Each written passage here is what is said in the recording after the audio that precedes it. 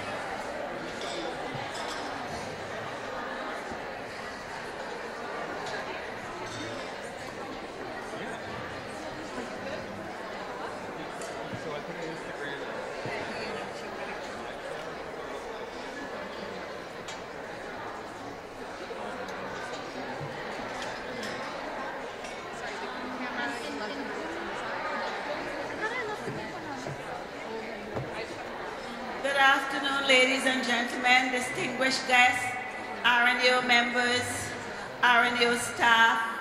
I welcome you to this afternoon session, and it's a pleasure to have you gathered together. Today we had a very energizing, invigorating discussions with our MPPs, and this year we had over 66 MPPs meeting with us for breakfast. It was an engaging experience, and we look forward to this afternoon where a member of each of the parties will be talking to us. So without any delay, I would like to introduce to you our Minister of Health and Long-Term Care, Deputy Premier Christine Elliott. And I will say a few brief words from her bio about Christine. Christine Elliott is serving as the 11th and current Deputy Premier of Ontario and Minister of Health and Long-Term Care since June of 2018. She was elected to represent the riding of Newmarket Aurora in 2018 in the general elections. She also served as Deputy Premier from 2008 to 2015 under Tim Hudak.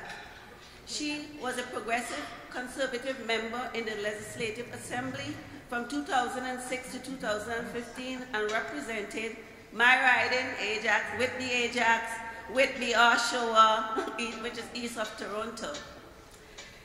Christine Elliott was born in Oshawa and graduated from Western Law School and received a Bachelor of Laws in 1978 and then went to the bar and completed the bar in 1980. She started off a career as a bank auditor for one of Canada's largest banks. She was a founding member and partner of the Whitby law firm, Flaherty, Dow, Elliott and McCarthy, where she practiced in real estate, corporate, commercial law, and estate law. Christine has received many awards.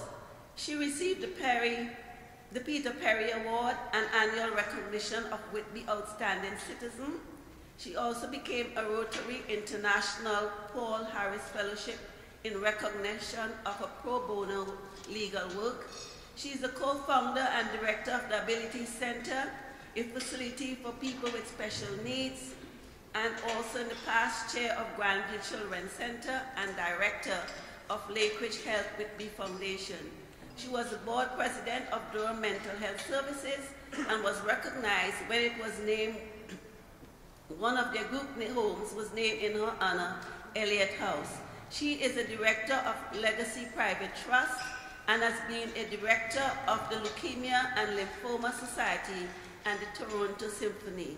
Please, she does have 3 boys, they're triplets, John, Galen, and Quinn. Please help me in recognizing and accepting her to speak to us this evening, Christine Elliott.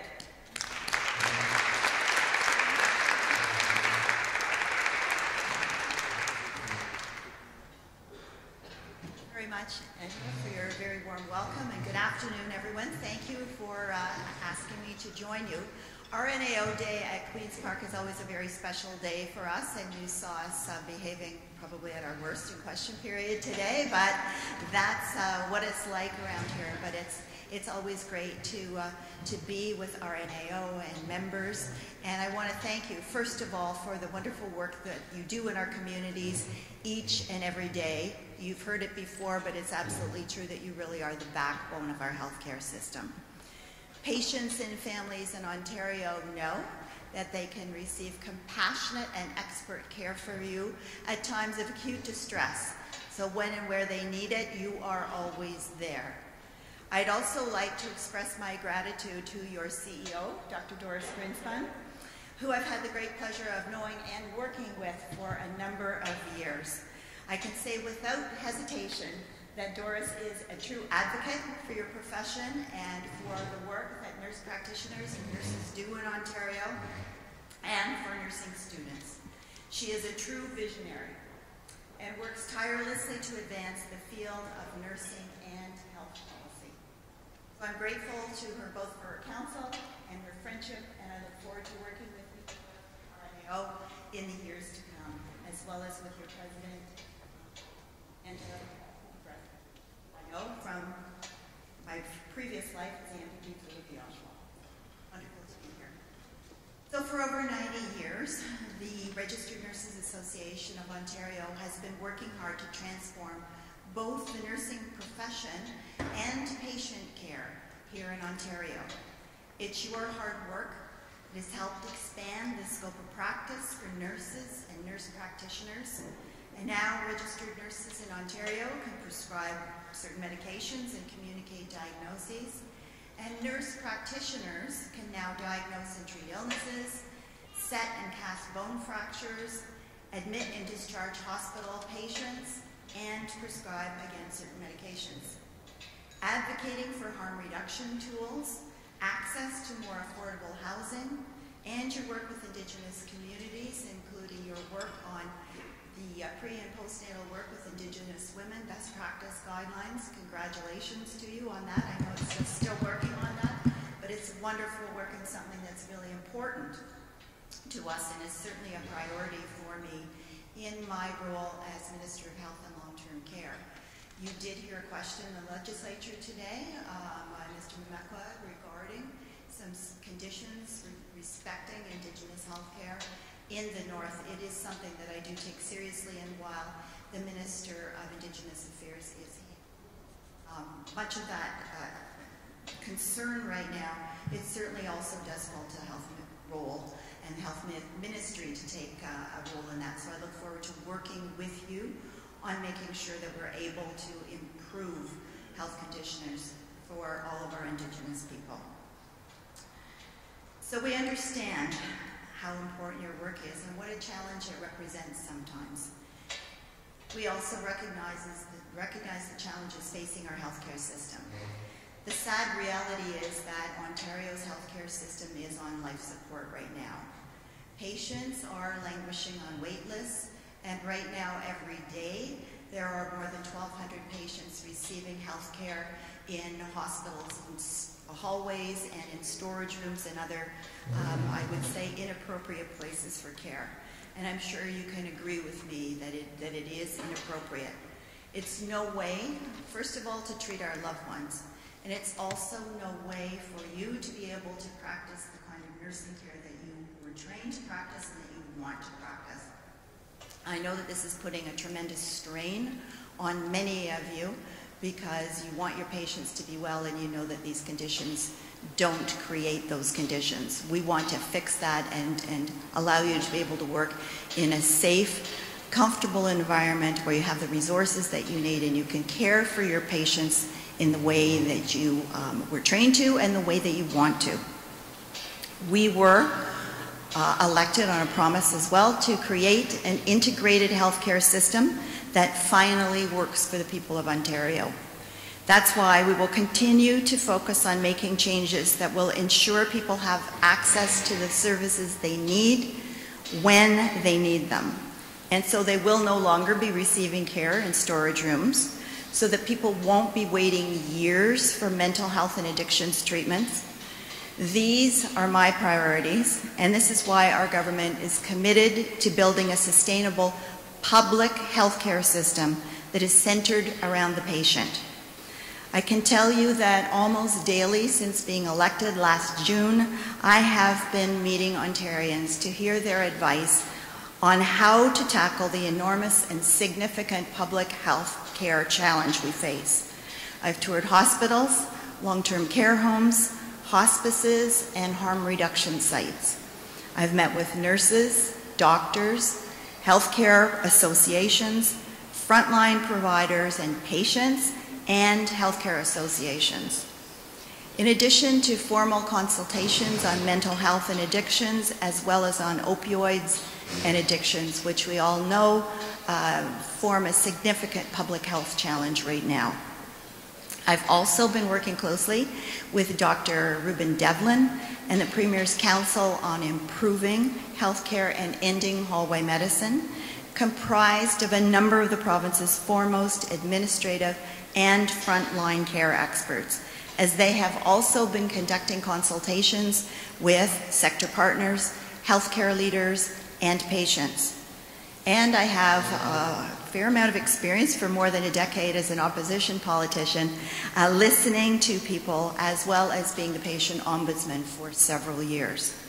And I want to assure you that I'm going to continue to consult with patients and with you, with the RNAO, with nurse practitioners and registered nurses, because you are the people who plan and work on the front lines of healthcare in Ontario. And we want to listen to you, we want to hear your ideas, and we want you to be our partner.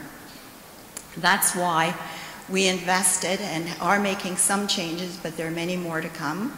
We invested $90 million to support more than 1,100 beds and spaces in hospitals and community settings across the province to help ease hospital gridlock during the flu season. These beds and spaces will help take the pressure off hospitals, allowing nurses and doctors to work more efficiently and provide better, faster health care for Ontario's patients and families. But we didn't stop there. Looking beyond our hospitals, our government has also made a commitment to create 15,000 new long-term care spaces within the next 5 years. We also made a commitment to make mental health and addictions a priority.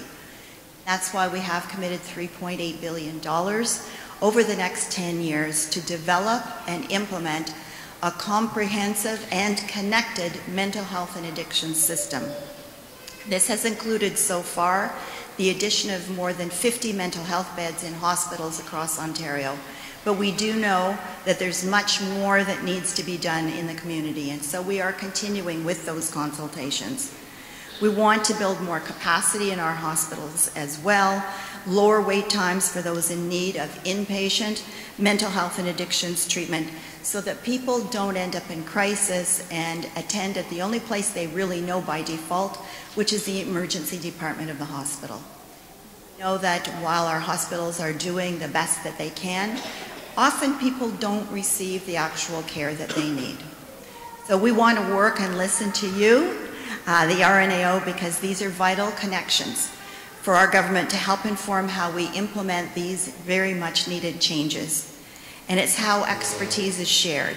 For example, the great work that you did on the recommendations for the ECHO model, on the Indigenous best practices model that you're already working on. Because ideas like these do inform decision making as we move forward towards transforming our public healthcare system in Ontario.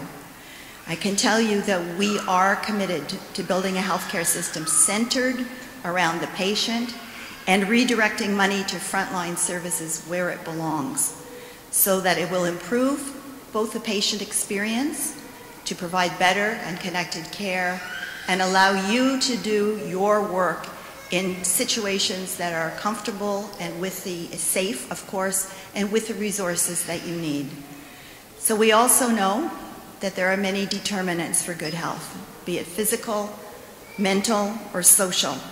And we also know that RNAO continues to push for these positive changes.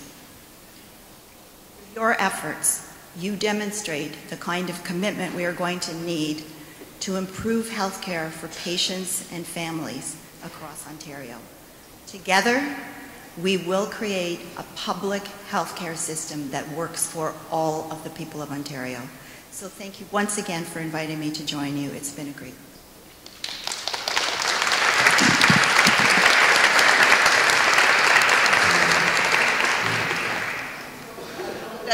we have a few minutes for questions, a couple of questions. The Minister said, keep the comments short, yes. Just a question, please, yes. So we don't let others answer. Minister, thank you so much for your presentation. Paul-André Gauthier, I'm the President of the Clinical Nurse Specialists Association of Ontario. Right now we have a major problem with mental health services, and not only that, the youth and the young people are having so much problems because they cannot access the services. We have expertise in nursing to be able to go to do psychotherapy, and some of our colleagues working in mental health are amazing. But the challenge is about the College of Nurses that has a restriction about the nurse to continue to initiate the psychotherapy and do the continue to do the therapy. So we would like to ensure that the regulations are put in place in order to facilitate this process and go beyond the limits for that the College of Nurses and the laws have been restricting the nurses. Can you help us with that? Well, absolutely. As you know, we are conducting our consultations on mental health and addictions to make sure that people are supported throughout their life. Children, youth, college and university students, through to adults to seniors. And we are looking at ways to expand therapy because we know that there are many people that are falling between the cracks. And the reality is that you either have to pay $250 per hour for therapy if you can afford it. Many people can't. And so they end up waiting on a list to see a psychiatrist because it will be covered by OHIP, but that can take a year or longer. And if you have a son or daughter who's expressing suicidal thoughts, that is not acceptable. So we are looking at expanding psychotherapy by nurses and by others because we know that we need to expand it exponentially. The need is huge. I was actually speaking with one of my fellow members from the other side of the aisle today who was asking me to conduct one of our sessions in his area because they have had a number of suicides recently, including a 19-year-old student. So that's not acceptable. So we look forward to working with you on that. Hi there. I'm Luella Manning-Kilrankin, President of the Halton Chapter. I'm curious to find out if you could give us an update on your ideas about the LHIN and whether if there is the rumors in the media is correct, with the money from dismantling the bureaucracy, move into reinvesting that into the healthcare system, primarily in hiring the 10,000 nurses that are unfilled right now. That is a gap in the system. Yes, well, thank you very much for the question. I'm not able to speak specifically about the transformative plan that we are continuing to work on.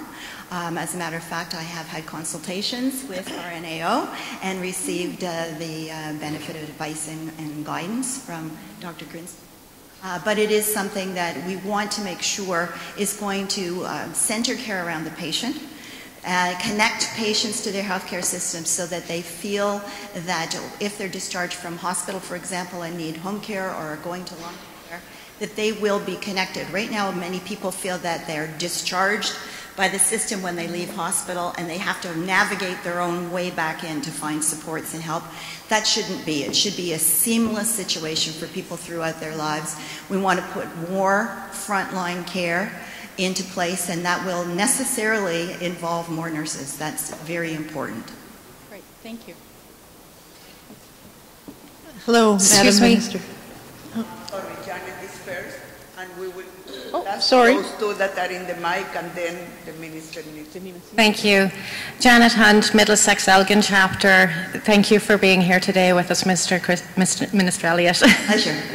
I recently received a phone call from a former nurse, a nurse who was a professional practice leader within the London area and knew the healthcare system extremely well. Her call to me was to help her navigate for her father in the geriatric system. She did not have a care coordinator within the primary care setting, and she was lost. Her father had been on a waiting list for a length of time.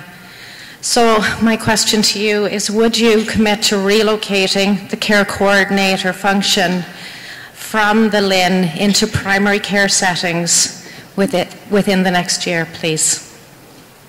Well, again, I wish I could be more specific on the details of our plan, but it will be released very shortly. We are looking at more frontline care, and it tells you that there's something wrong with our system when even someone who knows the healthcare system so well is still having so much difficulty in finding supports for her own family. We need to change that so that people can find their way, that they can navigate the system. It's gotten so complex and so far away from the patient in so many ways that we need to bring it back forward, center it around the patient, and make sure that everyone feels supported and knows where to turn when they need help. Thank you. I apologize, I didn't know there was a second microphone. I'm Maria Cassis with the Sudbury Chapter. Madam Minister, with all the recent negative media coverage of long-term care, the talk about abuse and violence and attributing this to staffing levels, Will you commit to implementing and funding a minimum and meaningful staffing standard for long-term care? Well, I can tell you that we are taking a look at appropriate human resource levels in all aspects of our healthcare system, because we know that there's different mixtures that are needed in every place, but I would say that nurses are needed in all of them. But it is a concern. We are waiting for the results of the CLEAS inquiry, because I'm sure it will contain some recommendations about staffing levels and safety issues, because we know that there are issues with respect to patient on patient or resident on residents, violence in part related to Alzheimer's and other dementias. There are concerns with respect to staff safety as well.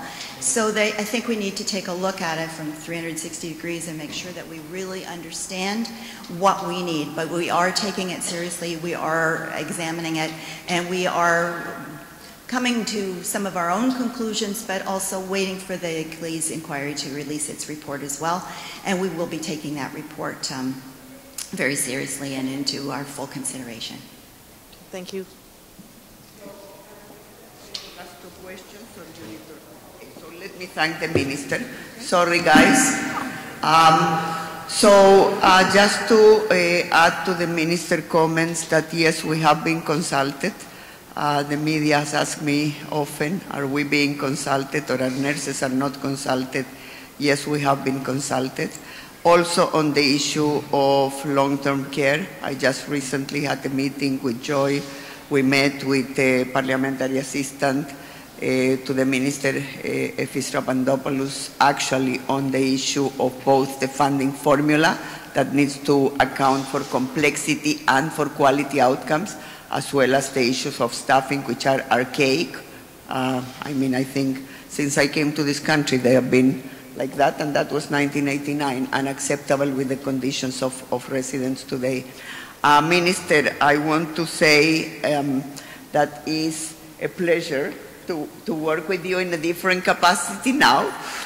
We worked with you in opposition, we worked with you as the ombudsman and had frequent meetings, and you came to many of our events as ombudsman, and you brought a very important perspective. And I think to this role as minister, you are bringing also a very important perspective, which is that you stand on your feet on the issues. And I cannot thank you enough for one piece that we already moved, which is the consumption services.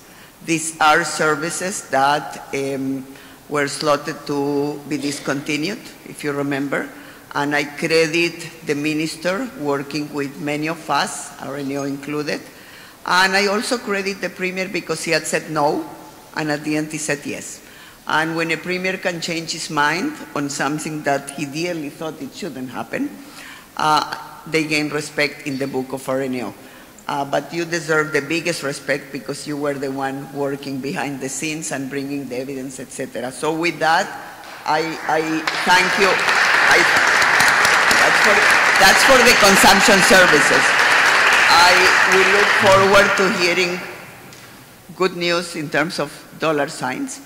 For the AGM, which is in April, we started yesterday, we launched the best practice guideline for pre- and postnatal smoking cessation as one of the first guidelines with indigenous communities, with women themselves. That work needs to continue. It will be a fiasco if it needs to disband that work simply because government is now taking its time to look at things. So that's absolutely urgent.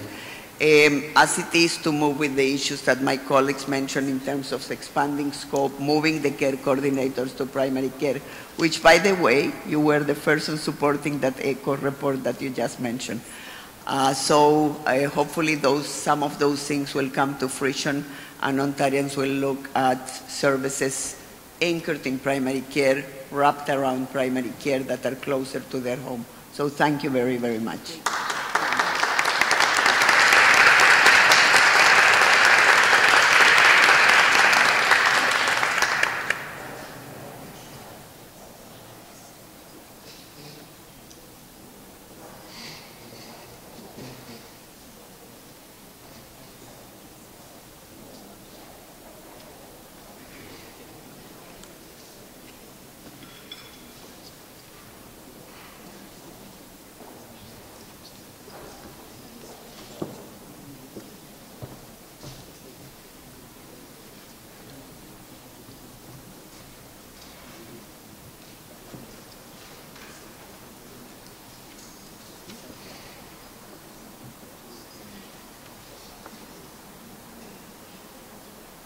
While we wait the entrance of our next speaker, I would just like to give the audience some instruction for the question and answer period.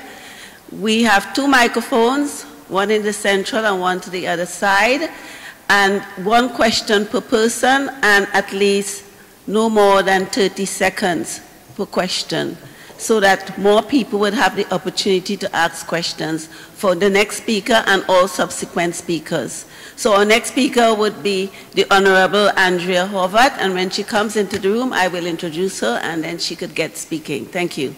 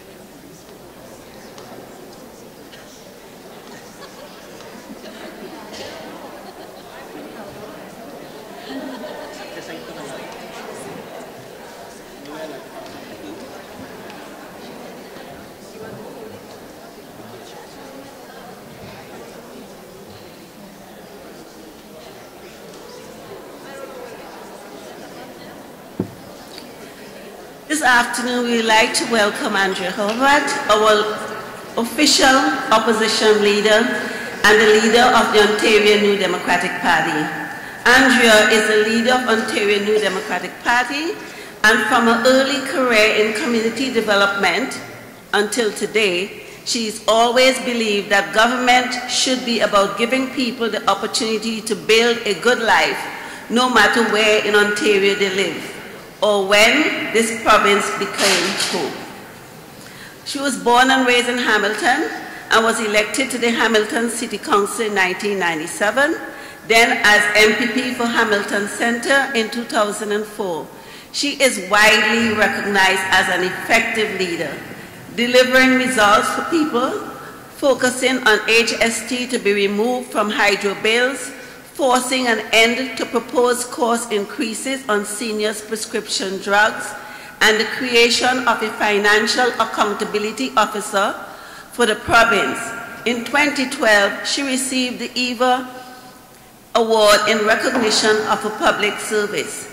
In 2018, Andrea led her party to become the official opposition, the largest official opposition party in a generation. Today, half of her members on her team are women. They represent ridings from every region of the province, and together they are reflective of diversity of Ontario. Andrea spends her time traveling the province she loves, seeing and hearing firsthand the challenges Ontarians are facing and proposing solutions. She is also a mom and believes that all Ontarians deserve health care they can count on. high quality for seniors care, and public schools that give kids a great start. She is fighting for good jobs and the real opportunities and a more affordable lifestyle. And I remember when GM, which is in Durham Region, Oshawa, announced the closure of the motor vehicle, she was there early in the morning meeting with GM members. So, without any further ado, I'd like to welcome Andrea to come to the pulpit.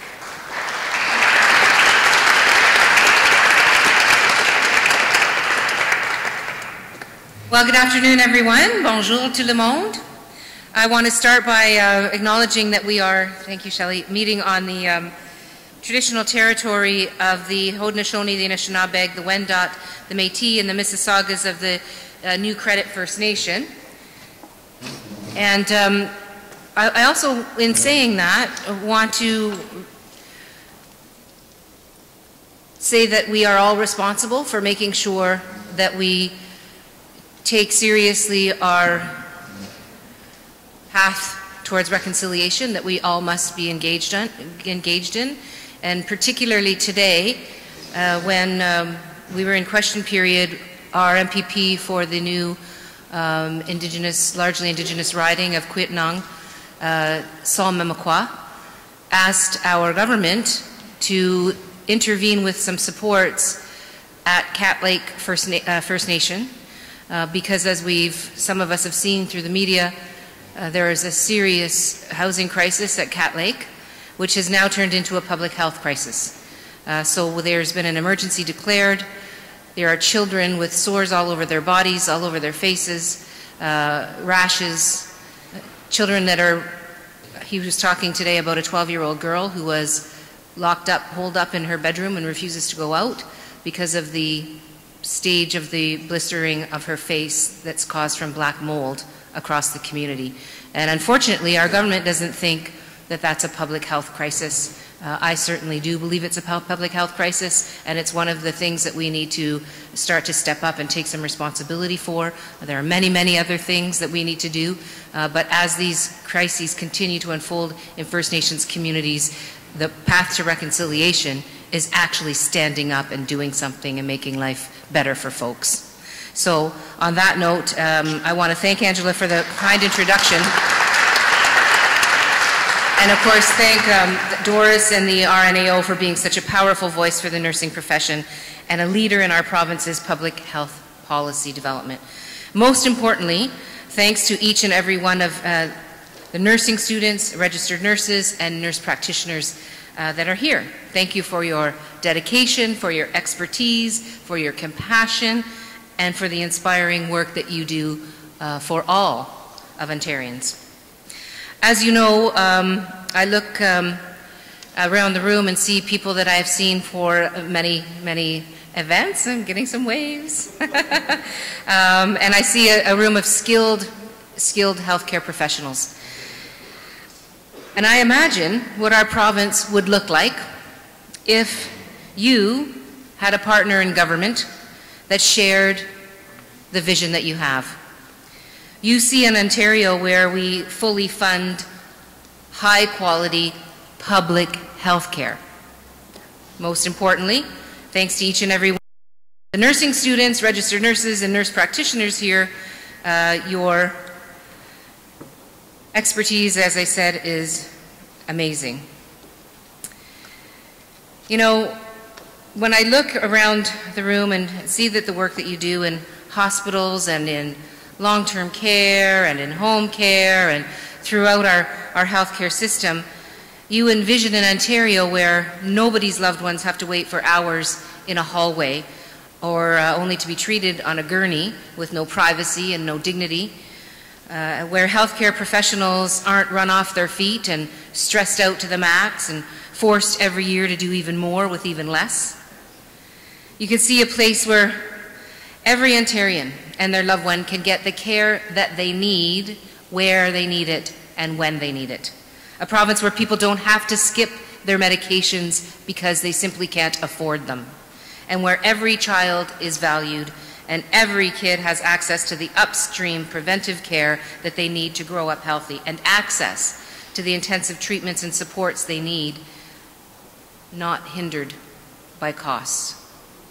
And of course, this is a reference to the debate we're having currently on the government's new autism program. Sadly, we know that that's not where we are right now. For years, we've all been told to settle for less in our province, to settle for overcrowded hospitals and understaffed long-term care homes. Nurses have been told to settle for working in environments that are being constantly short-staffed. You've been told to settle for working with the lowest RN to population ratio in all of Canada, and you've been told to deal with violence on the job that no one should ever have to face at work. You've got patients stuck in waiting rooms and stuck in hallways, and you've got residents in long-term care vying for the time and attention that they need. Sometimes it feels like our world-class healthcare system is hanging by a thread. Today, after years of cuts and funding freezes, Ontario spends less per person on healthcare than any other province, and it has been sad to watch successive governments brag about that fact. The previous government bragged about it constantly, and it looks like this government's taking us in an even worse direction. After 8 months of Doug Ford's government, a lot of folks are concerned that things are indeed getting much worse. Whether it's slashing planned mental health funding that Ontario desperately needed and was finally promised, or whether it's making devastating changes to the autism services, as I've already mentioned, or backroom scheming to overhaul healthcare and usher in unprecedented levels of privatization in our healthcare system, we know what we're seeing is not the promise of Ontario. What we are seeing is not the promise of this province. We know that patients and nurses deserve so much better than that. Vous méritez tellement mieux que ça. It's time to ask what more we can put into patient care, not what more we can cut out of it. But there's good news. You and I know that it's not too late to address these problems, and we know how to start tackling them because of the amazing work of the RNAO, because of each one of you and your passionate advocacy. So instead of doubling down on the cuts and the freezes and privatization that have already done so much damage, we're going to keep fighting for more investments in frontline care and our world-class public health care system. So instead of leaving people to struggle alone with deteriorating mental health, with addictions, and living without a whole roof over their head, battling homelessness, we're going to keep pushing for more supportive housing units, just like the RNAO has called for. And instead of allowing the quality of long-term care in our province to continue to deteriorate, we're going to keep pushing for more hands-on nursing and personal care for seniors in long-term care. In fact, the MDP, of course, has a bill that calls for a staffing ratio that guarantees that long-term care homes can offer 4 hours of hands-on care for residents each and every day. And we're going to keep pushing that bill until it becomes law. In fact, we tabled it, I think, for the 3rd time now, back in July, and it's waiting to have second reading. As leader of the NDP and now as leader of the official opposition, it's been an honor to listen to stand with, and to partner with the RNAO over the years, and that's why I'm so glad to be here together with you again today, to continue our work together, to continue to listen to you, to hear from you about how we can support your work and push the government every day to fix the things that aren't working.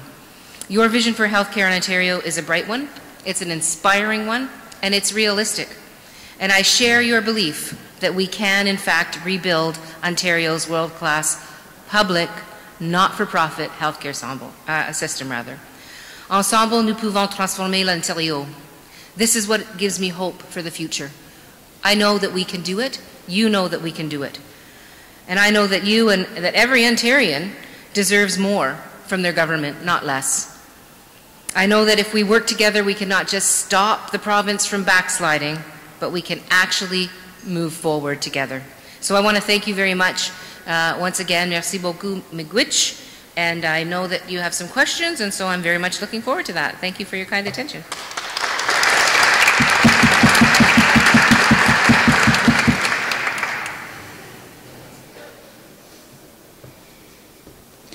Good afternoon. Thank you very much, Ms. Harbath. That was excellent. I was very grateful to hear your reference to the 4 hours that residents need in long-term care, because as they transition from hospitals they very much are much more acute and complex. And so with that in mind, I do wish you well with this legislation. Is there anything we can do to help you with this legislation to get it move forward? Well, I mean, I think the work that you are already doing to try to educate the new government in terms of the solutions that you see as the ones that will take the, take the system that we have now that's broken and turn it into something that we can be proud of is really, really important work. And I saw the minister leaving. We know that there are some big changes coming for our healthcare system. The government's made some promises around the number of beds, but what I think you and I both need to work on is reminding them that it's the quality of care and it's the staffing ratios and it's having RNs there in the facilities to make sure that everything is running the way that it should be. So we need to bump up the investment. And for a government that's talking about 4% cuts across the board, I don't see a lot of talk about investment in healthcare, and it's very, very worrisome. You're totally right. It's the evidence that's there, and the registered nurses is what brings the difference to the point of care. Thank you very much. Absolutely, absolutely. And I just also thank you for your question. I just also want to mention that we know that home care is also a system that's broken, and we know the important role that RNs should be playing in making sure that those initial assessments are done by RNs, right? I mean, you're the ones that have the level of experience, knowledge, but also experience to make those assessments and help fix our home care system as well. Sorry, over there, I have left side neglect, which is not a good sign for... I'm Angela. I'm the president of the Ontario Correctional Nurses Interest Group.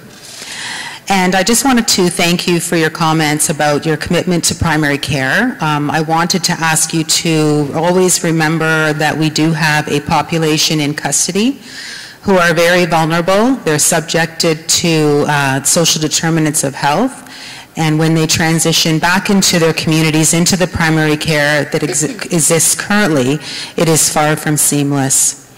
There's many different strategies that could address this, but I think that the systemic changes are what we're advocating for, which is the platform of the current, the current RNAO platform. So I just wanted to ask you to please keep that in mind and to prioritize this population, as they are very, certainly very high risk in many different ways. Thank you. Thank you for the question or the comment, and I certainly agree with you that there needs to be that coordination of care. And I have a detention center or a corrections facility, I guess it's more appropriately called in my riding. I've visited the facility. I've seen the people who are there, who are have serious mental health challenges, are really people that have been living on the streets, who are homeless, and they've become criminalized. I mean, people with mental health, addictions, homelessness have become criminalized, and they end up in our criminal justice system, and they don't get the kinds of mental health addiction supports that they should be getting. Then they come out, as you said, and it becomes a revolving door because they're not attached to the kind of primary care that they need, as well as the other supports. And so it becomes a vicious cycle.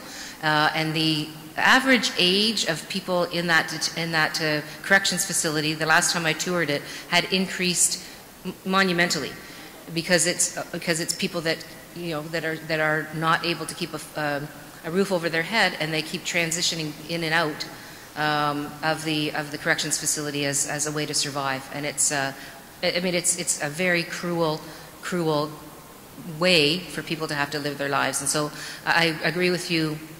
I agree with you completely. They're a very, very, very vulnerable population, and we shouldn't be criminalizing them. We should be providing them with access to primary care, housing, supportive housing where it's needed, and mental health and addiction supports.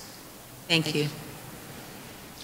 Good afternoon, Ms. Horwath. My name is Lamo. I represent Region 7, Toronto East. I have a question about the Dr. Devlin's report that's being consulted for trying to coordinate smooth healthcare.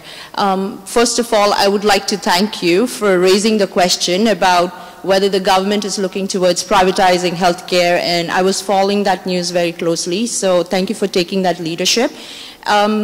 Second, in a conversation with one of the MPPs, we also came up that the consultation report that came up has not consulted the registered nurses or the RNs. Now, registered nurses being the representing the major portion of the healthcare providers, I don't seem to understand why the RNs are not being consulted on this, because I work in a downtown hospital, and for me, my patient sees the doctors even now and then, and it's only the nurses who are always the communicating link between the patients and the whole system. And so my question is, if the RNs are not involved, how does coordinating smooth healthcare go forward?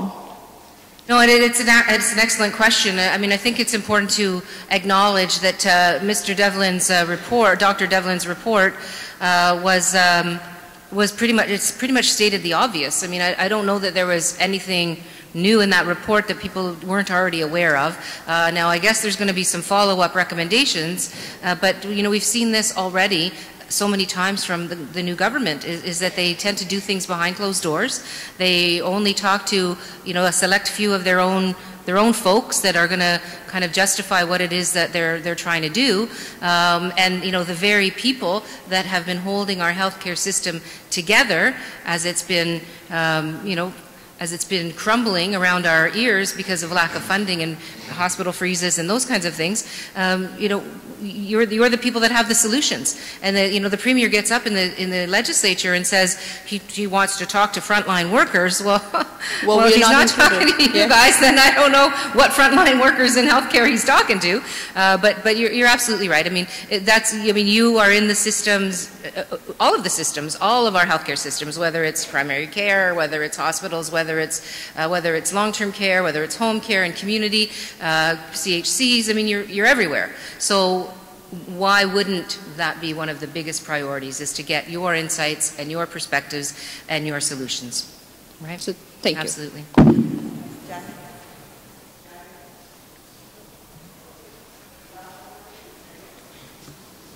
Sorry, I'm a bit tall. Hi, my name is Larissa Gadsby. I'm on the board of directors for the RNAO. I'm also the co-chair of the Nurse Practitioners Interest Group. My question is very simple, is can we count on your party as the official opposition to support us as nurse practitioners in removing the barriers to our scope of practice? This is one very key way that you can address the backlog in our healthcare system, is to ensure that not only nurse practitioners are practicing to their full scope, but also that registered nurses continue to have the ability to practice to their full scope so that we can address the system backlogs that we have. Yeah, no, I guess one word answer, absolutely. We've been pushing, and you'll know that my health critic, France Gélina, who has been the health critic for the NDP for a very long time, has been very active with your organization, and we have been doing that pushing already, and had some success with the former government, but need to continue to push for the broader scope, for the full scope, as well as things like the prescriptions and ordering of tests and those kinds of advancements need to happen. I mean, it's unfathomable that we have a system that's that's so challenged in terms of providing appropriate care. Now, as I said, a lot of that is funding related, but there are also other solutions than funding, and the ones that we're talking about with scope of practice for the work that you do as nurse practitioners is absolutely part of the solution. It's almost a no-brainer. So yes, absolutely, we're with you. Thank you for your support. So thank you, Andrea. And I also need to say, in your new capacity, yes. Absolutely, official opposition, we are thrilled that we are working with you in that capacity. We are thrilled that you are pushing many of the issues that we are asking. In this issue of the health system restructuring, yes, we have been consulted, I must correct that. And we have said that primary care needs to be the centerpiece of the system. And we will say it, we have been saying it in the past, we will say it now, we will say it in the future. Because any high-performing health system is anchored in primary care. And it's beyond me why that's not happening here in Ontario and in Canada in general, and it's about time. So we may be surprised. And hopefully, if nothing else, we will see a big role for primary care and for upping up scope of every professional, including RNs and NPs. So we know we can count on you. Thank you very, very much. A pleasure.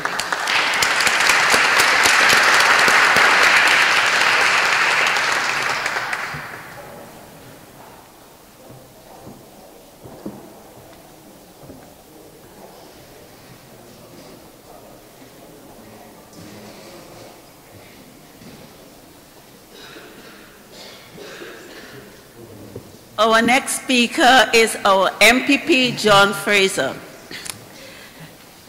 And we'd like to welcome you to this evening's session.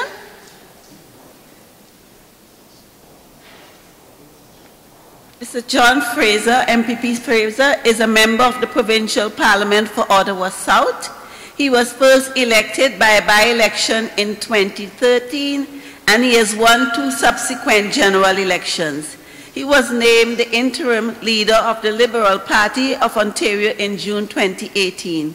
He was born and raised in Ottawa South and has been an active member in a number of local organizations and initiatives. He has spearheaded many community campaigns and organized many community fundraisers over the years. Mr. Fraser has co-sponsored several bills, including Rowan's Law, a bill that passed in June 2016, whose mandate is to increase awareness about concussions in our schools, in amateur sports, to help end unnecessary concussion-related tragedies in our community. He also sponsored several private member bills, including Bill 53, the Protecting Passenger Safety Act of 2014, which would stiffen penalties for individuals who transport passengers for compensation without a license, a permit, or authorization, as well as a Bill 60, an act to proclaim November as the Lebanese Heritage Month.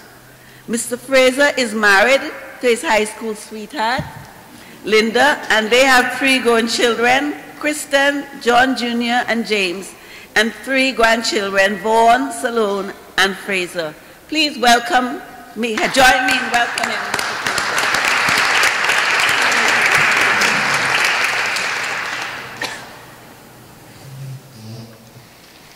Thank you, merci Angela. Bonjour tout le monde. Je suis très fier d'être ici avec vous.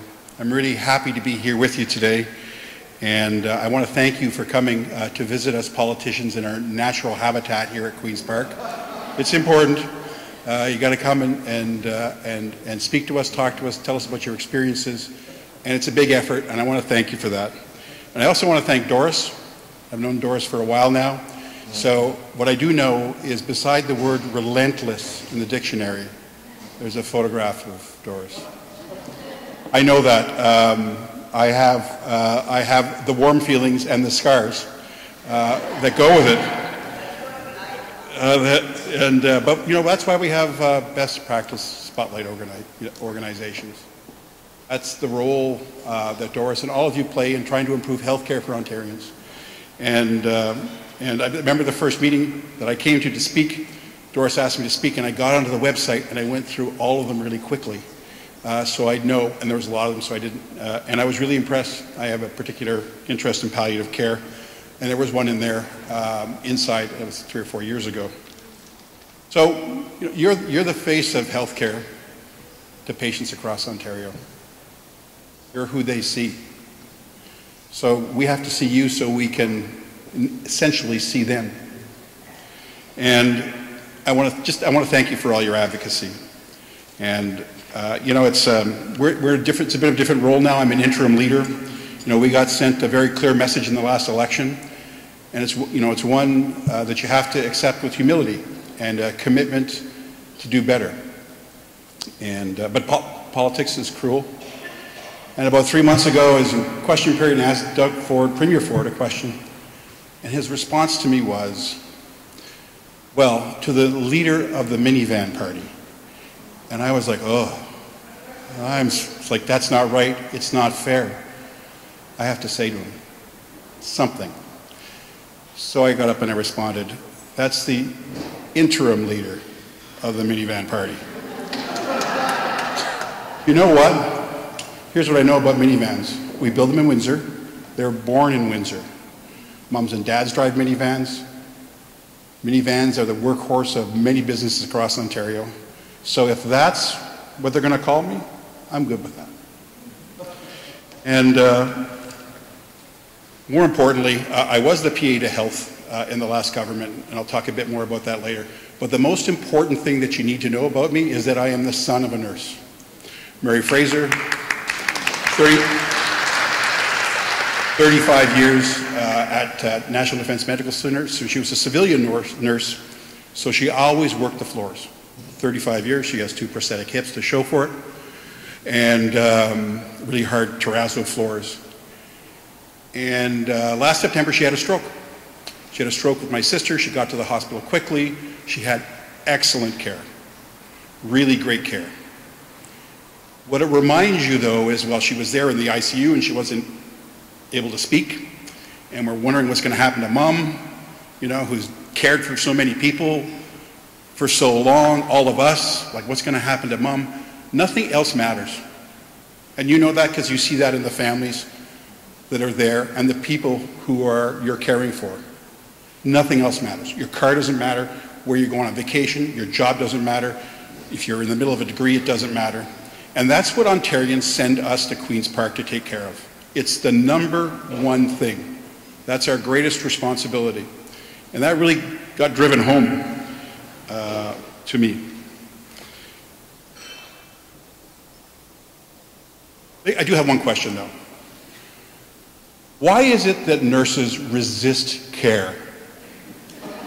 So we get to the Q&A. If somebody wants to stand up and answer that question, that's my reverse question, and you all know it's true. It's very frustrating. Now, we're all taking care of her at home. She's at home, and she's doing well. She's 90%. She swims 4 times a week, but we just can't leave her alone just yet because she has problems getting dressed and using the phone. But so we're all we're sort of, I'm the night nurse 2 nights a week. I stay overnight, and I'm not much of a nurse. And I would like to have followed her into healthcare, but my life took me in different directions, and it took me 40 years to be able to do what I'm doing today. And I feel very, very grateful to be able to do that, to be elected and to have a chance to talk about healthcare, to try and change healthcare, to have been the PA to Health. So here's the other thing, having a nurse in your family eliminates a lot of emergency room visits, right? A lot, yeah. No, well, there's a solution to primary care there. Just a nurse in every family, because we're always calling, even the grandkids, we're always calling. You know that, everybody knows that here, right? You're all there, right? You're not getting paid for it either, which maybe works out for government, but not as much for you. But you love your families and your friends, and that's why you do it. So I'm not going to rail against the government. I'll do that when they're there. They're not here right now, and you don't need to hear that, because you saw some of that today. What I want to talk about is, and we know there's big changes coming. I'm concerned about those. I'm concerned about those because when you turn something upside down, the people who get hurt are the people at the end of the line, right? Are the patients and their families and the people delivering frontline care. So my caution to the government, and this isn't railing against them, is be very careful when you're implementing change. Very careful. I know things seem to be incremental in Ontario, but there's a reason for that. We all want it to be faster, but sometimes when you go too fast and do too much, and we've all seen it, people get hurt. And what do they send us to do? They send us to take care of that thing that says, when I'm sick, or my son or daughter's sick, just make sure it's there. That's what I want you to do. That's what they ask us to do. So we know we have these persistent problems. Long-term care wait lists, ALC challenges in hospitals. a lot of that just folds back into primary care. So, you know, when Doris mentioned that, you know, that's kind of at the root. That's a root solution to that. And you don't need to turn things upside down to start getting results. I had the chance to work on scope of practice when I was in government, and you know, when I got there, it was like, it's glacial. Like it recedes or moves forward 3 or 4 inches every year. It can never get done. We turned it over to say, let's work on skills and competencies, as opposed to, okay, what are we going to do with the physios, and what are we going to do with the chiros, and what are we going to do with the nurses? It's like, no, what are we going to do about prescribing? What are we going to do about minor diagnosis? Right? What are we going to do about diagnostic testing? It's the right approach, and I encourage the government to do 2 things right now, but more things as far as scope of practice goes. Well, 3 things. Continue on a competency-based approach. Don't try to sort everybody out in this milieu of practitioners all over the place. What are the best things for patients in competencies, and look at the professions and make those changes. Finish up RN prescribing. The job's not done, it needs to get finished. Government needs to do that. Point of care testing for nurse practitioners. I'm saying get it done. I'm not trying to be critical. I know it's hard. I know you have to I know changing scope is a difficult thing. All right? From the sense of the machinery of government. But it's a good solution to those primary care problems that we have. And if we solve those things, you know, if you make those kind of changes that are incremental and will have a big impact, you're going to start to address that primary care challenge. So 94% of people have access to a primary care practitioner, but not when they need it, for what they need it. Got to fix that. That's the problem. Some challenges with distribution. So those are the things that I think I want to leave some time for questions. I could talk because I'm a politician. I could talk all day, and as I'm starting to do right now, I do have one thing. I have a passion for palliative care that I've kind of had to park for a bit because I've got this other job of rebuilding and pulling the party together and making sure that we can continue to fight for those things that are important to Ontario, even though there's only 7 of us. We get 1 question a day and 20 minutes of debate. And where we have the biggest impact sometimes is the scrum in the hallways and social media and in communities with people. I had to park palliative care to a certain extent for now. What I want to say is, I think right now that is an incredibly important part of caring for people. It's really very heartbreaking when you see people not being able to get access to care at the end of their lives, because often the things that they need are not complicated. It just takes people working together. It takes access. It takes teamwork. I first got exposed to it in the mid-90s when I was a volunteer and watched how a palliative care team inside a hospital, including volunteers, work together as a team. So I just want to put that pitch in there because I like to speak about it anytime I get a chance. I don't get the chance to talk about it enough in my current work. Once I get finished being the interim leader, then I'm going to be really happy to be able to pick up palliative care and health care because that's why I'm here. That's why I ran. That's why I got elected. And that's why I'm going to continue to work. That's the most important thing to Ontario families. And I want to thank you very much for your time and attention. And I hope the questions aren't too tough. I'll do my best. And thank you very much. Merci for everything that you do and for taking the time to listen to me.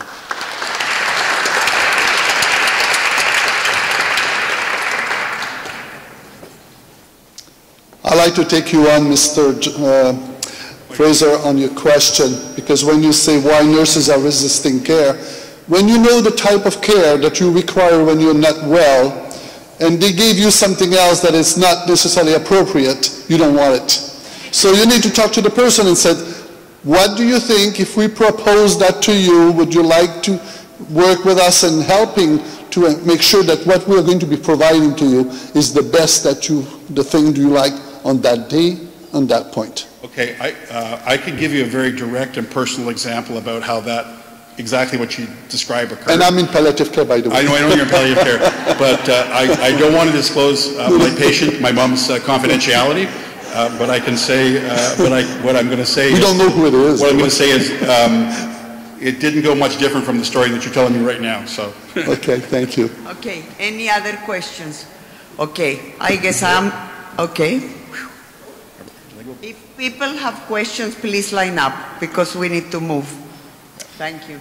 Thank you for coming. My name's Kerry Pickering. I'm representing the Nurses for the Environment. And as you say, there's great changes coming, and we're noticing this with Bill 66. We had Bill 57, which removed the Office of the Commissioner of the Environment. And this is a real problem, because this is a clear view of what's coming. Bill 66, there's some really scary parts to it, notably Section 5, toxic pollution.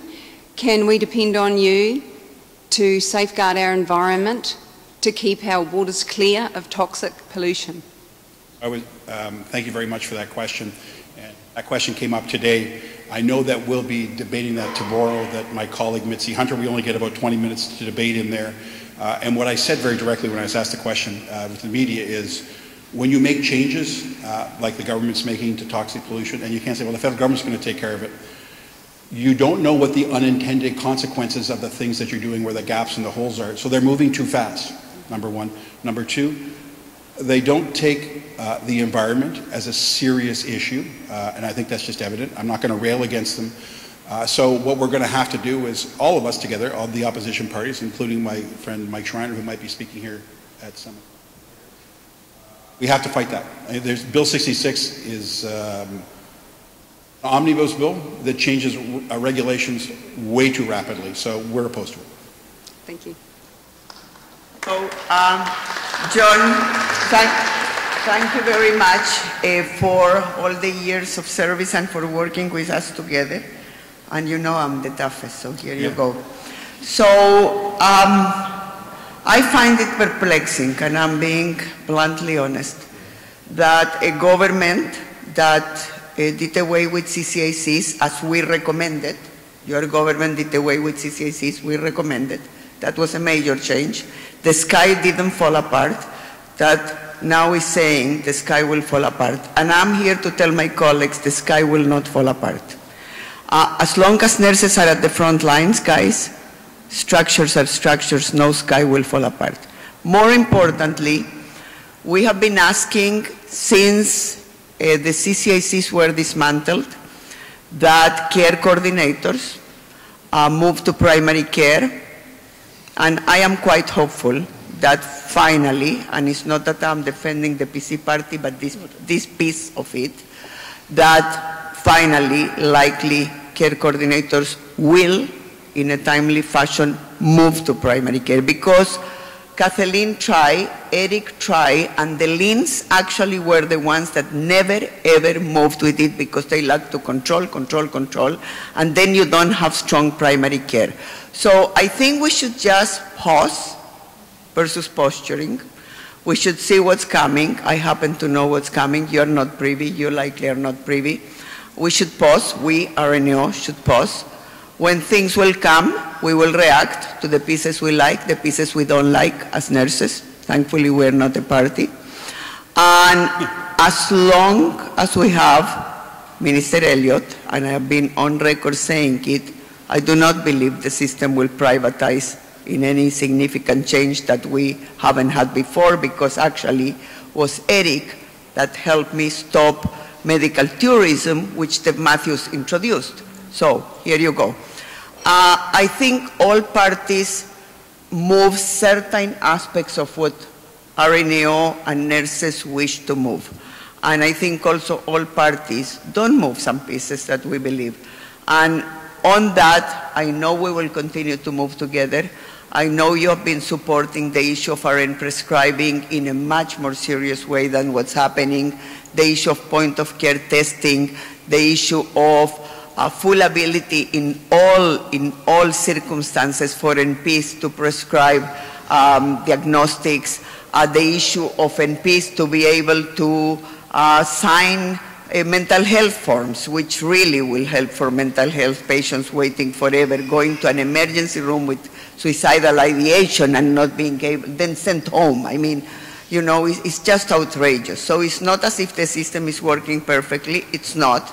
I don't like to say that because it can be used to undermine our universal healthcare system. But I say it in the vein of we as nurses need to continue to push for improvements all the time, regardless of who, and working with everybody. And on that, we know we can count on you. Oh, yeah. Thank you. Thanks, Doris. Thank you.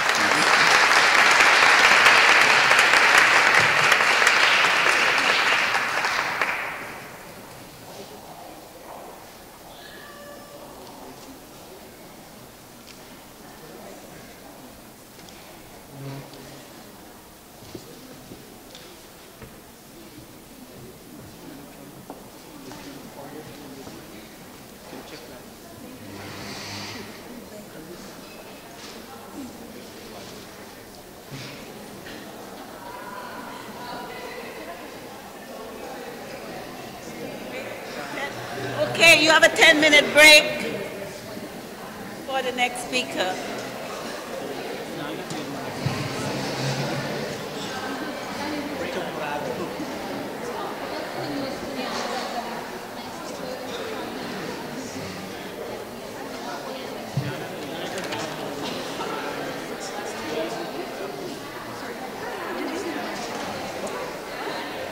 All right, everyone. We just have a break right now. Please feel free to grab some coffee and tea and some snacks outside. All right, thank you.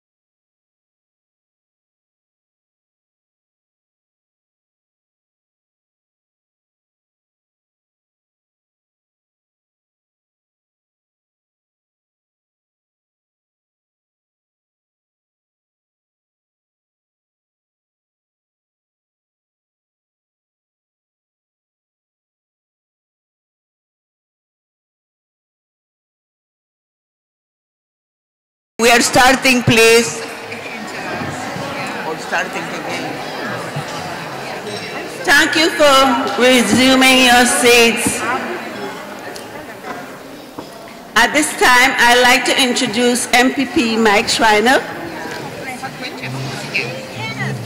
He is the leader of the Green Party of Ontario and the MPP for Guelph, the first ever Green Party elected to the Ontario Legislature.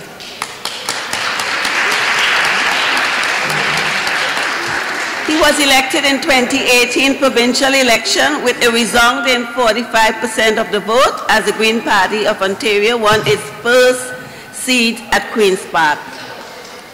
For close to a decade, Mike has been a leader in Ontario politics, being a champion on issues such as campaign finance reform, as well as advocating for the Guelph community on matters such as protecting Guelph's drinking water for local quarries. He also led successful campaigns to push the provincial government to fund the experimental lake area, protect local food supplies by restricting the use of neonicotinoid pesticides, support small businesses by increasing market access for local craft brewers, and fight climate change by putting a price on carbon taxing. He is a successful businessman and a small business owner. Mike is leading advocacy for small businesses, local food, and sustainable communities. He is well known for his leadership in co-founding the award-winning Local Food Plus organization and for its successful Guelph-based small businesses, WOW Foods and Earth Dance Organic.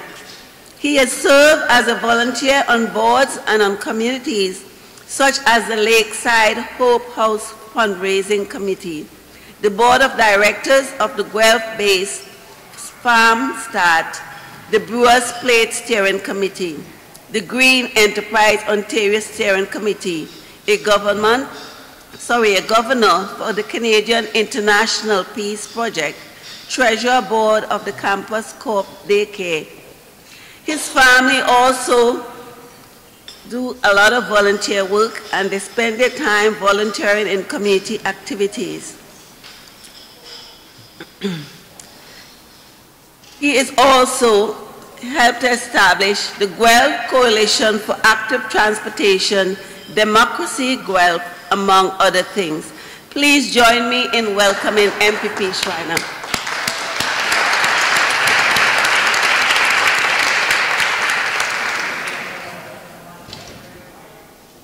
Thanks, Angela, for that kind introduction. I'm going to send a shorter one next time, though. But I will have to say it was so nice of you to mention my Local Food Plus days, because I was part of an organization that brought local food to this very place we're standing today, and it was a very exciting and proud moment for me. I just want to thank you so much for inviting me to be here today. And I just want to say that it is such an honor to be in a room full of people so committed to our communities and to building our public healthcare system. And I want to just make sure you got the public part of that healthcare system.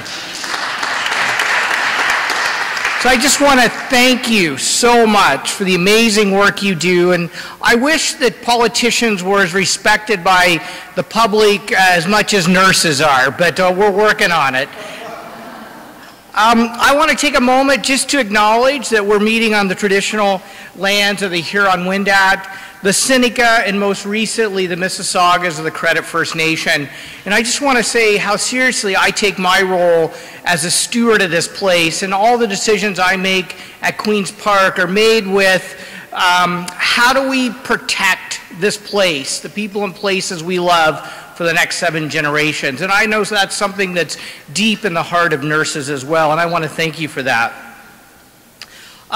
You know, a lot of people ask me about managing my caucus, and I just want to tell you, it's a challenging job. But I want to be really clear today that 100% of the Green Caucus is 100% behind public health care and the work that RNAO does. So thank you so much.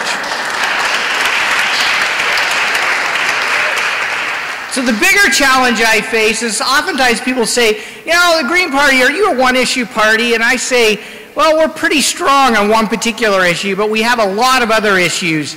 And when they ask me about health care, I blow them away with a health care vision. And I'm going to take a moment in a minute to talk about the Green Party's vision for transformative change in our health care system.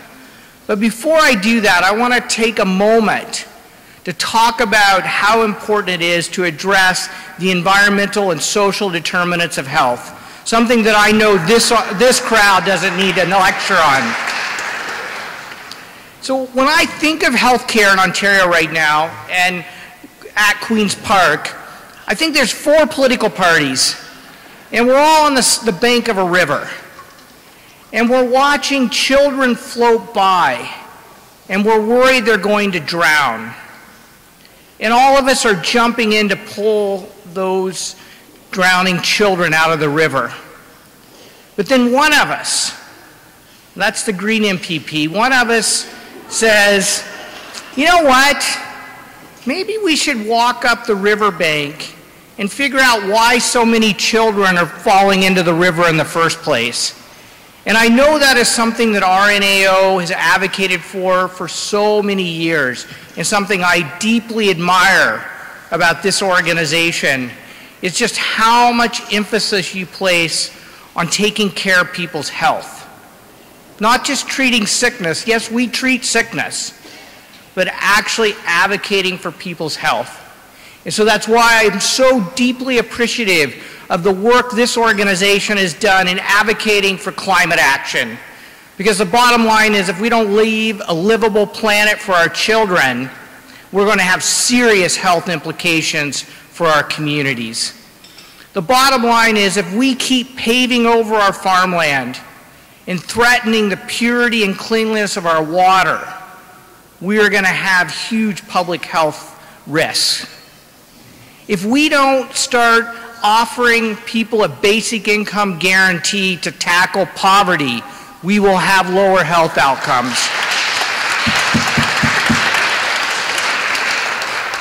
If we don't take a housing first strategy to ensure that everyone in Ontario has a place they can afford to call home, we will have lower health outcomes. And so I know the current government likes to put everything, they sort of like the put a price on everything and then value nothing. But they like to put a price on everything. And I want to tell them that the most fiscally responsible way to address the fiscal challenges of this province is to invest in people and communities to ensure that everyone has a life of dignity in this province. And that's at the fundamental foundation in our vision of what it means to build a healthcare system that's truly about putting people first. So I want to just spend a few moments talking about healthcare system transformation, because the bottom line is even if we have a clean, healthy environment and we take care of people and we make sure people have a life of dignity, we're still going to get sick and have other challenges as well. And so that is why we believe there are 3 key fundamental pillars of investment that need to take place in transforming our healthcare system. And the first is ensuring that we have primary healthcare reform that centers around people and communities, that we begin to invest in family health teams, nurse practitioner-led clinics, community health centers, and Aboriginal health centers to ensure that everyone in this province has access to a primary health care provider to take care of them, their children, and their families.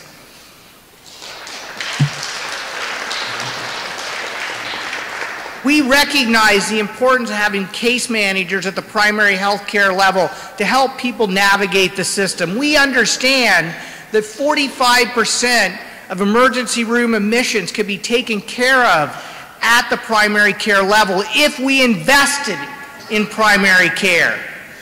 And so that is where I believe fundamentally the transformation must start. Secondly, we believe deeply in investing in long-term care facilities, ensuring that registered nurses have a place in long-term care, and that we raise the minimum level of care to a minimum of 4 hours a day to ensure that the elders in our society receive the care they need.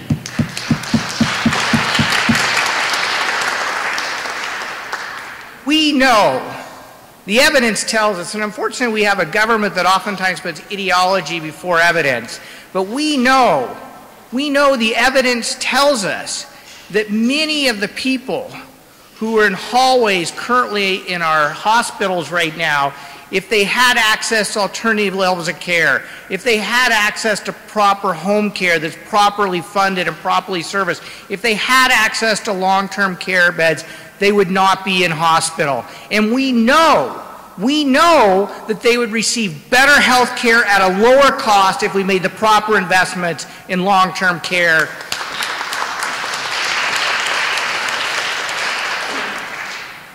The third pillar is to finally in this province address the mental health and addictions crisis facing so many people in our communities. You know, one of the most heartbreaking stories I heard on the campaign trail was I was speaking to an 18-year-old, a young man in my community in Guelph. And I went up to him and I said, "How are you doing? Is there anything I can do for you if I'm elected as your MPP?" And he said to me, "You know, I received a call last night from the suicide crisis line. And they asked me how I was doing. And I said, I really wish you'd asked me that 8 months ago when I really needed your help, and not today. And we are failing. We are failing far too many people in our communities. It is unconscionable in this province that 12,000 young people are on a wait list to receive mental health services in this province, sometimes for as long as 18 months. It is wrong that we treat the addictions crisis as a criminal justice problem when it is a health care problem. And it needs to be taken care of in our healthcare system. And we know that registered nurses have a primary role to play in psychotherapy and providing mental health care and services to people in our communities. And it is my ultimate long-term goal to ensure that mental health and addiction services are fully funded as part of OHIP and are fully integrated into our healthcare system.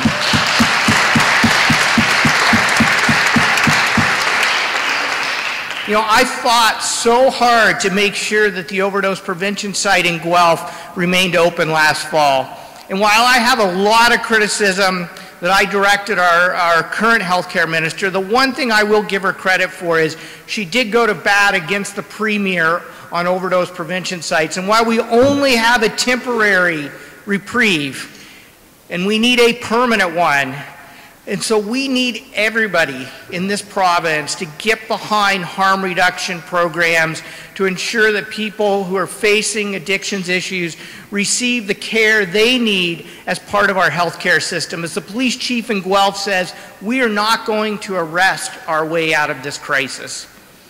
Finally, I want to talk about how important it is to make sure that we invest in our hospitals. We have to take the pressure off of them, and we know that if we address long-term care, if we address primary health care reform, and if we address mental health and addictions, that will take pressure off of our hospitals, but we still have to invest in acute care in our hospitals. We still need to invest in the 10,000 nurses this province should be hiring right now.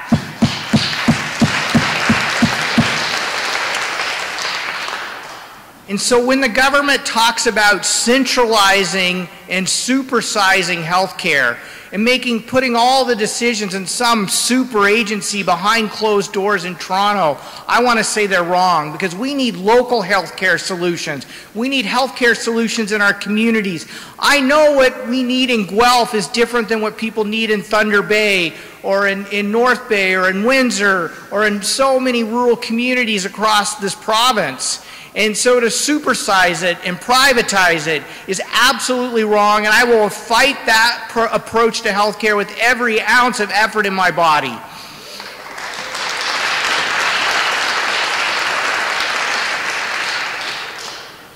So when the government talks about fiscal capacity, and I'm going to close on this because we have a budget coming up. When the government talks about fiscal capacity, you know, they don't talk about the fact that they gave the 1% a big tax cut during the fall economic statement. They don't talk about the fact that actually what ballooned the budget deficit was the unfair hydro plan that took 25% off of people's electricity bills, that cost the province $4 billion a year and is essentially a tax cut for the rich. And I want to explain that for a moment. Think about who uses the most electricity. Big houses, big cars, a lot of electronics. For many wealthy people, their 25% monthly discount is more than many low-income people's entire electricity bill. And so while we need to take some money and put it into the low-income electricity support program to support people who are really struggling to keep the lights on, we can't spend $4 billion on a politically motivated promise that neither the previous government nor the current government is willing to have an honest conversation with Ontarians about. That's $4 billion that can go into health care, can go into education, can go into social services, can go into Ontario Works, Ontario Disability Support Payments to really take care of the people we need. And at the same time, we have to have an honest conversation that Ontario doesn't have a spending problem. We actually have the lowest per capita program spending of any province in the country. So we also need to look at ways to raise additional resources. And I'm calling on the government to raise resource royalty rates. In this province, we are giving away our natural wealth. We have the lowest rate of return on resource wealth of any province in Canada. The Financial Accountability Officer's report that came out a couple weeks ago showed that our per capita return on natural resource wealth, and think of all, we're the largest mining jurisdiction in Canada. Think of all the resource wealth we have in this province that we're giving away. And if we collected just the same percentage that Saskatchewan did, that would inject another $1 billion into health care and education and other public services. So let's have an honest conversation about fiscal capacity, and let's fund the services that our people and our communities need. And I know that's something that RNAO is advocating for, and I'm happy to advocate with you for the people of Ontario. Thank you so much for the great work you do. Thank you for having me here with you today.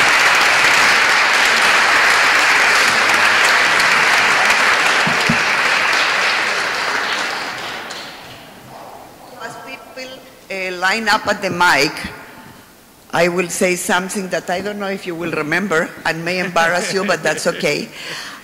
So a few years ago, quite a few years ago, Mike says to me in his very humble and beautiful way, why can't I be at this day that you do at Queen's Park? Like he came, but he was not an MPP, so he didn't have, you know, the usual that we do, the dance. And why can't I be? And I said, because Mike, we have strict rules.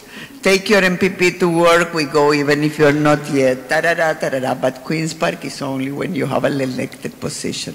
So Mike, I need to tell you on behalf of RNAO, and we spoke in the prep day yesterday, it looks like 2 weeks ago, but yesterday, about how delighted we are that you are here. And I want to tell you something even more important than us being delighted. I'm not going to disclose who said that to me. Today, a big top reporter came to me when we were coming out of the legislature. If I will have time to talk with the person, so you can know who, about what was happening with health system restructuring. And I said, yes, I can tell you, I can react to your questions, I cannot tell you what I know. And then I don't know how it came that you came into the conversation. I guess we were talking about politicians, maybe. And he said to me, you need to see him, what I see every day in the house. He is doing, that's what he said, so he said he, a hell of a job keeping everybody accountable. He is so good, he said. And yes, you are. Yes, you are. So thank you. Thank you. So questions. I think he copied our backgrounders. Didn't he copy our backgrounders? No. He copied our backgrounders, basically, right? So thank you so much, Mike. Let's not temptate us. We're going to go to Mike. Absolutely, go for Paul Riguzzi, I'm the president of the Clinical Nurse Specialist Association of Ontario. I would like to say that I really appreciate your forthcoming in trying to help us to improve healthcare, because we need more voice like you, and also you're quite articulate with the examples you're providing to us. And I would like to call you a friend of nursing, if you allow me.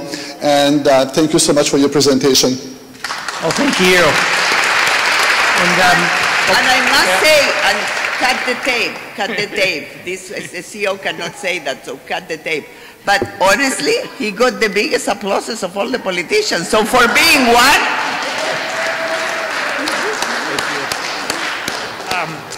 can I just say, and this applies to RNAO, I deeply believe, and a lot of people here ask me, how can one MPP make such a difference and be such a big voice? And it's because I surround myself with passionate people who are committed to doing the right thing.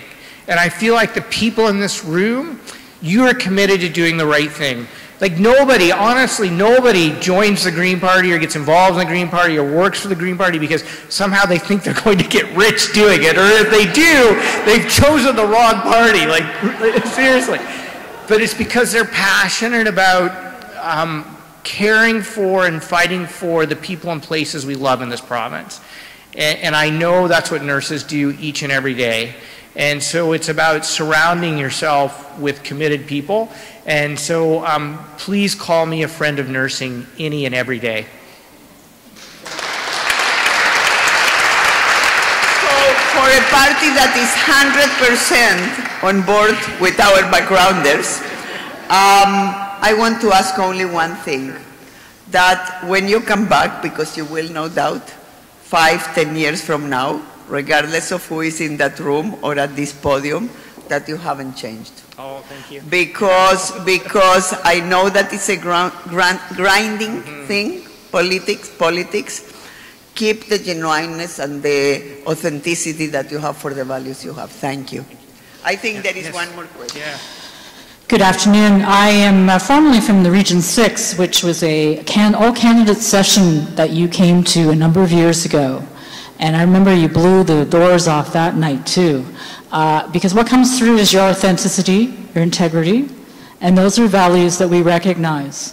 And so I wish you great success in your future, because if you can get more like-minded people on board, your message to us that night was we can make a change in Ontario, and it will be for the good. And I think that's what all of us do every time we go to work. Yep. But we definitely appreciate a friend in the legislature. Not to say the other parties are not friends, but you know, I wish you well, sir. And that passion is very much still there many years later. Thank you. Thank you. One of the things that I appreciate so much about the work that RNAO does is so many organizations, and even organizations I strongly support, come to Queen's Park and they talk about, I need money for this, or I need money for that, or I need this, or I need that. And I talk to so many members of RNAO who talk about, you know, we need more low-income support. We need more affordable housing. We need clean water. We need a clean environment. We need to, you know, we need to address the social and environmental determinants of health. And of course, you talk about what nurses need too. Like, you absolutely should do that. But it's that broader sense of community that I think is so important about the work that this organization does. And it really is the foundation of the work that I try to do as well. And so I am willing at any and every moment to work across party lines just to put people first.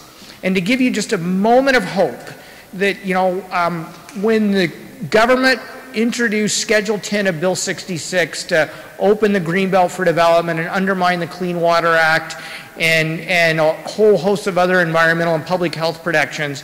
And I remember getting up and asking them about Walkerton and how they could do that, and they told me I should be ashamed of myself for even asking that question. But a month later, they backtracked on Schedule 10 of Bill 66, and it's because people rose up. And so we can even push back against this government if we're willing to speak out. So thank you for the work that you do.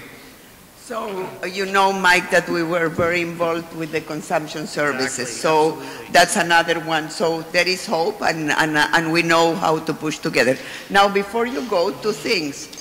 You know, in 3 years there are elections. All parties will be looking for candidates. So much applauses. I mean, rethink your future. That's number one.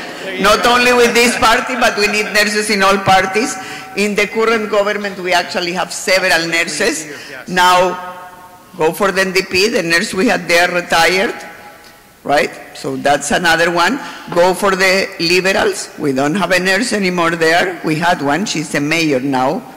And here you go, right? Go for nurses. We need green nurses. Whether you are a veteran nurse or not, or a novice nurse, we need. And then let me remind you before you go that there are more bigger environmentalists than you, and that's Florence Nightingale. So here you go.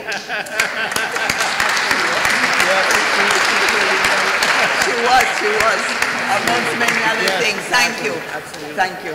Thank you. So with this, we are going to wrap up for a minute. We will walk Mike out so we can debrief a bit. Sure. Or we will debrief tomorrow. That's it. Let's go. Let's go. No. Let's go for the meetings. Where are the meetings? Someone that knows needs to come. To the Chelsea. Let's go back to the Chelsea Hotel. We have the interest group meetings and we have the chapter meetings. And then tomorrow we have assembly, and at the assembly we have time to debrief big time, so we will do that there. Okay, thank you very much. Hope you had a great day.